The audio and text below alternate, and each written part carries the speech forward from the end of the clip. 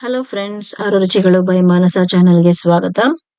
ಇವತ್ತು ರಾಗಿ ಶಾವ್ಗೆ ತುಂಬಾ ಹೆಲ್ತಿ ಮತ್ತೆ ಟೇಸ್ಟಿ ಆದಂತ ರಾಗಿ ಶಾವ್ಗೆ ಹೇಗ್ ಮಾಡೋದು ಅಂತ ತುಂಬಾ ಸಿಂಪಲ್ ಆಗಿ ತೋರಿಸ್ತಾ ಇದ್ದೀನಿ. ಹಾಗೆ ನನ್ನ ಚಾನೆಲ್ ನ ಸಬ್ಸ್ಕ್ರೈಬ್ ಮಾಡಿ, ಲೈಕ್ ಬಟನ್ ನ ಪ್ರೆಸ್ ಮಾಡಿ. ಇವಾಗ ನಾನು 500 ಗ್ರಾಮ್ಸ್ ರಾಗಿ ಶಾವ್ಗೆನ ತಗೊಂಡಿದ್ದೀನಿ. ಒಂದು ಮೀಡಿಯಂ ಸೈಜ್ ಪಾತ್ರೆನಲ್ಲಿ ನೀರು ಕೂಡ ತಗೊಳ್ಳಿ. ತುಂಬಾ ಮುಕ್ಕಾಲ್ ಭಾಗದಷ್ಟು ನೀರ್ ತಗೊಳ್ಳಿ. ರಾಗಿ ಶಾವ್ಗೆ ಎಲ್ಲ ಅದ್ರಲ್ಲಿ ಮುಳುಗ್ಬೇಕು. ಅದೆಲ್ಲ ಚೆನ್ನಾಗಿ ಮುಳುಗೋ ತನಕ ನೀರ್ ಹಾಕೊಂಡು ಅದನ್ನ ಶಾವ್ಗೆನು ಹಾಕೊಂಡು ಒಂದ್ 3 ಇಂದ 4 ನಿಮಿಷ ಅಷ್ಟು ಮಾತ್ರ ನೆನ್ಸ್ಕೊಳ್ಳಿ. ತುಂಬಾ ಜಾಸ್ತಿ ನೆನ್ಸಕ್ ಹೋಗ್ಬೇಡಿ. ಜಾಸ್ತಿ ನೆನ್ಸಿದ್ರೆ ಮುದ್ದೆ ಮುದ್ದೆ ಆಗೋಗುತ್ತೆ, ಉದುರುದ್ರಾಗಿ ಆಗೋದಿಲ್ಲ ಅದು ರಾಗಿ ಶಾವ್ಗೆ. ಅದಕ್ಕೋಸ್ಕರ ಒಂದ್ 3 ನಿಂದ ನೋಡಿ ಈ ತರ ಮುಳುಗೋ ಅಷ್ಟು ಇಟ್ಕೊಂಡು ನೆನ್ಸಿಟ್ಕೊಳ್ಳಿ. ನೋಡಿ ನೆಂದಾಗಿದೆ ಇದು ಆಲ್ರೆಡಿ 3 ನಿಮಿಷ. ನೋಡಿ ಈ ತರ ಕಲರ್ ಚೇಂಜ್ ಆಗಿರುತ್ತೆ, ಸ್ವಲ್ಪ ಲೈಟ್ ಕಲರ್ ಆಗಿರುತ್ತೆ. ತುಂಬಾ ಡಾರ್ಕ್ ಕಲರ್ ಇಂದ ಲೈಟ್ ಕಲರ್ ಆಗಿರುತ್ತೆ. ಇವಾಗ ಇದನ್ನ ನಾವು ಸ್ಟ್ರೈನರ್ ತಗೊಂಡು ಪಾತ್ರೆಗೆ ಹಾಕೊಳ್ಳಿ. ಇದನ್ನ ಎಲ್ಲ ನೀರೆಲ್ಲ ತೆಗ್ದ್ಬಿಟ್ಟು ಕ್ಲೀನ್ ಆಗಿ ನೀರೆಲ್ಲ ತೆಕ್ಕೊಳ್ಳಿ. ನೀರಾಗಿ ಇರಬಾರ್ದು, ಅದು ಫುಲ್ ನೀರೊಟ್ಟಾಗಿರ್ಬೇಕು. ಅದನ್ನೆಲ್ಲ ಸ್ಟ್ರೈನರ್ಗೆ ಹಾಕೊಂಡು ಚೆನ್ನಾಗಿ ಅದು ನೀರ್ ಹೋಗೋ ತನಕ 1-2 ನಿಮಿಷ ಹಾಗೆ ಬಿಡಿ. ಬಿಟ್ಟಾದ್ಮೇಲೆ ಚೆನ್ನಾಗಿ ತರ ಕುಲ್ಕಿ ಅದನ್ನ ಸ್ಟೀಮರ್ಗೆ ಇಟ್ಕೊಳ್ಳಿ. ನೀರೆಲ್ಲ ಕೆಳಗಡೆ ಅಂಟ್ಕೊಂಡಿರೋ ನೀರೆಲ್ಲ ಹೋಗ್ಲಿ ಅಂತ ಅದನ್ನ ಸ್ವಲ್ಪ ಶೇಕ್ ಮಾಡ್ತಾ ಇದ್ದೀನಿ. ಅದಕ್ಕೋಸ್ಕರ ಇವಾಗ ಸ್ಟೀಮರ್ ಇಟ್ಕೊಂಡು ಆಲ್ರೆಡಿ ಸ್ಟೀಮರ್ ಇಟ್ಕೊಂಡಿದ್ದೀನಿ.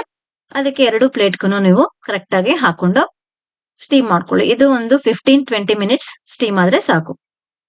ಇದು ಸ್ಟೀಮ್ ಆಗೋ ಅಷ್ಟ್ರಲ್ಲಿ ನಾವು ಇದಕ್ಕೆ ಒಗ್ಗರಣೆ ಹಾಕೊಳ್ಳೋಣ. ಒಂದ್ ಕಡಾಯಿ ಇಟ್ಕೊಳ್ಳಿ ಇವಾಗ ದೊಡ್ಡದು. ಅದಕ್ಕೆ ನಾನು 4-5 ಸ್ಪೂನ್ ಅಷ್ಟು ಎಣ್ಣೆ ಹಾಕೊಳ್ಳಿ.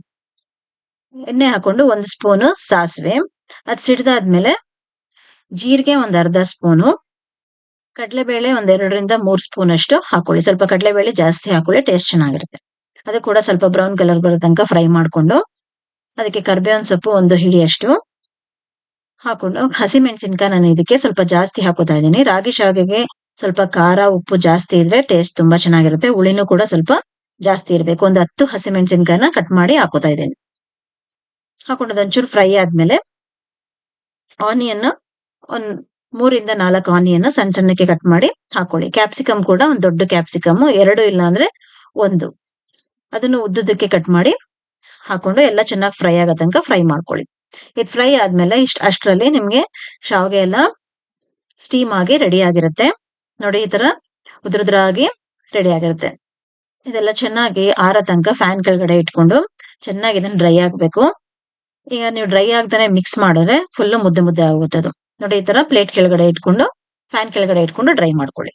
ಇದೆಲ್ಲ ಚೆನ್ನಾಗಿ ಡ್ರೈ ಆದ್ಮೇಲೆ ಇವಾಗ ಕ್ಯಾಪ್ಸಿಕಮ್ ಆನಿಯನ್ ಎಲ್ಲ ಫ್ರೈ ಆಯ್ತಲ್ಲ, ಇದಕ್ಕೆ ಕೊಕೊನಟ್ ನಾನು ಅರ್ಧ ಚಿಪ್ ಅಷ್ಟು ಕೊಕೊನಟ್ ಹಾಕೋತಾ ಇದ್ದೀನಿ. ಮತ್ತೆ ಕೊತ್ತಂಬರಿ 1 ಹಿಡಿಯಷ್ಟು ಚಿಕ್ಕದಾಗಿ ಕಟ್ ಮಾಡಿ ಹಾಕೊಳ್ಳಿ. ಹಾಕೊಂಡು ಉಪ್ಪು ಕೂಡ 1 ಸ್ಪೂನ್ ಹಾಕೊಂಡು ಫ್ರೈ ಮಾಡ್ಕೊಳ್ಳಿ. ಇದನ್ನ ಸ್ವಲ್ಪ ಹಸಿ ಸ್ಮೆಲ್ ಹೋಗೋ ತನಕ ತೆಂಗಿನಕಾಯ್ದು ಚೆನ್ನಾಗಿ ಫ್ರೈ ಮಾಡ್ಕೊಳ್ಳಿ. ಇದೆಲ್ಲ ಫ್ರೈ ಆಗ್ತಿದ್ದಂಗೆನೆ ಅಷ್ಟರಲ್ಲಿ ನಿಮ್ಗೆ ರಾಗಿ ಶಾವ್ಗೆ ಎಲ್ಲ ಡ್ರೈ ಆಗಿರುತ್ತೆ. ಅದನ್ನು ಕೂಡ ಹಾಕೊಂಡು ಮೇಲ್ಗಡೆ ಇದಕ್ಕೆ 2 ಲೆಮನ್ ನಾನು ಕಟ್ ಮಾಡಿ ಹಿಂಡ್ಕೊತಾ ಇದ್ದೀನಿ. ಮತ್ತೆ ಉಪ್ಪು ಮೇಲ್ಗಡೆ 2 ಸ್ಪೂನ್ಸ್ ಅಷ್ಟು ಹಾಕೊಳ್ಳಿ. ಹಾಕೊಂಡು ಎಲ್ಲ ಚೆನ್ನಾಗಿ ಇದನ್ನ ಮಿಕ್ಸ್ ಮಾಡ್ಕೊಳ್ಳಿ. ಇದು ಮಿಕ್ಸ್ ಆಗ್ತಿದ್ದಂಗೆನೆ ಸ್ವಲ್ಪ ಆಯಿಲ್ ಜೊತೆ ಮಿಕ್ಸ್ ಆಗ್ತಿದ್ದಂಗೆನೆ ಇದು ಇನ್ನೂ ಉದ್ರುದ್ರಾಗಿ ಆಗೋಗುತ್ತೆ. ಇದು ನೋಡಿ ಈ ತರ ಫುಲ್ ಚೆನ್ನಾಗಿ ಮಿಕ್ಸ್ ಮಾಡ್ಕೊಳ್ಳಿ. ನೋಡಿ ಎಷ್ಟು ಉದ್ರುದ್ರಾಗಿ ಮಿಕ್ಸ್ ಆಗೋಯ್ತಿದು. ಇವಾಗ ರಾಗಿ ಶಾವ್ಗೆ ಟೇಸ್ಟಿ ರಾಗಿ ಶಾವ್ಗೆ ರೆಡಿ ಆಗಿದೆ. ಇದನ್ನ ಸರ್ವಿಂಗ್ ಬೌಲ್ ಹಾಕೊಂಡು ನೀವು ಚಟ್ನಿ ಜೊತೆನಾದ್ರೂ ಸರ್ವ್ ಮಾಡ್ಬೋದು, ಹಾಗೆ ಕೂಡ ತಿನ್ಬೋದು ಇದನ್ನ. ನೋಡಿ ಇವಾಗ ಇದಕ್ಕೆ ಮೇಲ್ಗಡೆ ನೀವು ಸ್ವಲ್ಪ ಕಡ್ಲೆಕಾಯಿ ಕೂಡ ಫ್ರೈ ಮಾಡಿ ಹಾಕೊಂಡ್ರೆ ಟೇಸ್ಟ್ ತುಂಬಾ ಚೆನ್ನಾಗಿರುತ್ತೆ ತಿನ್ನೋದಕ್ಕೆ. ಮೊದ್ಲೇ ಕಡ್ಲೆಕಾಯಿ ಹಾಕಿದ್ರೆ ಮೆತ್ತ ಮೆತ್ತ ಆಗೋಗುತ್ತೆ. ಅದಕ್ಕೋಸ್ಕರ ನಾನು ಆಮೇಲೆ ಎಲ್ಲದಕ್ಕೂ ಎಲ್ಲ ಆದ್ಮೇಲೆ ರೆಡಿ ಆದ್ಮೇಲೆ ಲಾಸ್ಟ್ ಅಲ್ಲಿ ಕಡ್ಲೆಕಾಯಿ ತರ ಫ್ರೈ ಮಾಡ್ಕೊಂಡು ಅದಕ್ಕೆ ಮೇಲೆ ಹಾಕೊಂಡು ಸರ್ವ್ ಮಾಡಿ. ಅದು ಗರಿಯಾಗಿ ಕ್ರಿಸ್ಪಿಯಾಗಿ ಚೆನ್ನಾಗಿರುತ್ತೆ ತಿನ್ನೋದಕ್ಕೆ. ಈ ರೆಸಿಪಿ ಎಲ್ಲರಿಗೂ ಇಷ್ಟ ಆಗಿದೆ ಅನ್ಕೊಂಡಿದ್ದೀನಿ. ಹಾಗೆ ನಿಮ್ ಫ್ರೆಂಡ್ಸ್ ರಿಲೇಟಿವ್ಸ್ಗೂ ಕೂಡ ಇದನ್ನ ಶೇರ್ ಮಾಡಿ. ಹಾಗೆ ನನ್ನ ಚಾನೆಲ್ ನ ಸಬ್ಸ್ಕ್ರೈಬ್ ಮಾಡಿದ್ರೆ ಇವಾಗಲೇ ಸಬ್ಸ್ಕ್ರೈಬ್ ಮಾಡ್ಕೊಳ್ಳಿ ಫ್ರೆಂಡ್ಸ್. ಹಾಗೆ ಬೆಲ್ ಐಕಾನ್ ಕೂಡ ಪ್ರೆಸ್ ಮಾಡಿ. ನನ್ನ ಹೊಸ ರೆಸಿಪಿಗಳ ನೋಟಿಫಿಕೇಶನ್ ನಿಮ್ಗೆ ಬರುತ್ತೆ. Thank you friends.